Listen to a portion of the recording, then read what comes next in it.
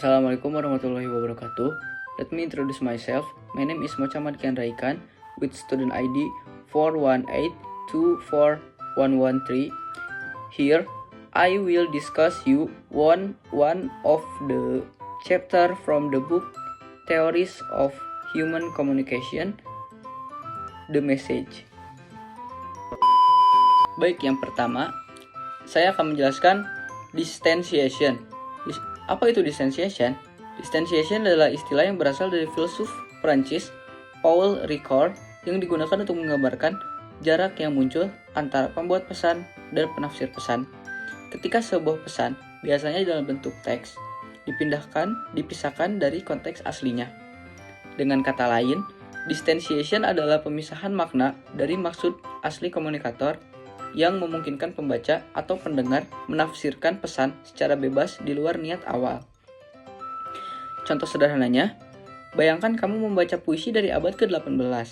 Penulisnya sudah lama tiada. Kamu tidak tahu dengan pasti apa yang ia rasakan atau maksud saat menulis. Tapi kamu tetap bisa menafsirkan makna puisi itu sesuai konteksmu hari ini. Itulah distanciation. Makna tidak sepenuhnya dikendalikan oleh penulis. Kenapa ini penting dalam komunikasi? Dalam teori komunikasi, distanciation menunjukkan bahwa 1. Makna tidak melekat secara mutlak pada niat pengirim pesan. Yang kedua, pesan menjadi entitas otonom yang dapat ditafsirkan secara beragam oleh penerima pesan. Yang ketiga, hal ini berlaku pada teks tertulis, karya seni, bahkan pidato atau film. Yang kedua ada, apa itu linguistic relativity? Linguistic relativity adalah gagasan bahwa struktur dan kosakata bahasa yang kita gunakan memengaruhi cara kita memandang, memahami, dan mengalami dunia. Konsep ini juga dikenal sebagai hipotesis Sapir-Whorf, berdasarkan nama dua antropolog linguistik. Yang pertama ada Edward Sapir dan juga Benjamin Lee Whorf. Ada contoh linguistic relativity. Yang pertama ada warna. Beberapa bahasa hanya memiliki sedikit kata untuk warna, misalnya hanya terang dan gelap. Sementara bahasa lain membedakan warna secara rinci, misalnya biru muda versus biru tua. Akibatnya, persepsi warna bisa berbeda tergantung bahasa. Yang kedua ada waktu.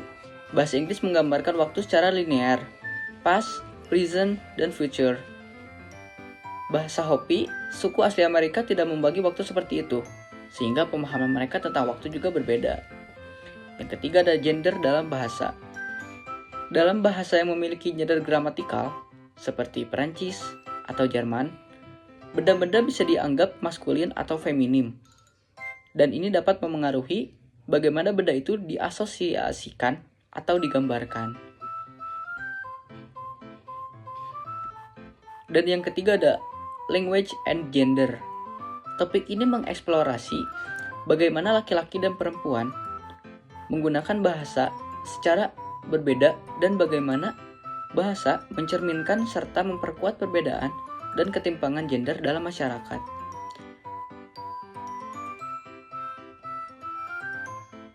Ada dua pendekatan umum yang dibahas. Yang pertama, perbedaan gaya bahasa antara laki-laki dan perempuan. Peneliti seperti Deborah Tennant menyatakan bahwa perempuan dan laki-laki dibesarkan dalam subkultur komunikasi yang berbeda. Hasilnya, perempuan cenderung menggunakan bahasa untuk membangun hubungan, menunjukkan empati, dan menjaga harmoni. Dan laki-laki cenderung menggunakan bahasa untuk menyampaikan status, menyelesaikan masalah, atau menunjukkan kekuasaan. Yang kedua ada bahasa sebagai cermin dan alat kekuasaan patriarkal. Bahasa dianggap tidak netral, tapi menyimpan bias gender. Contoh, kata man digunakan sebagai kata generik.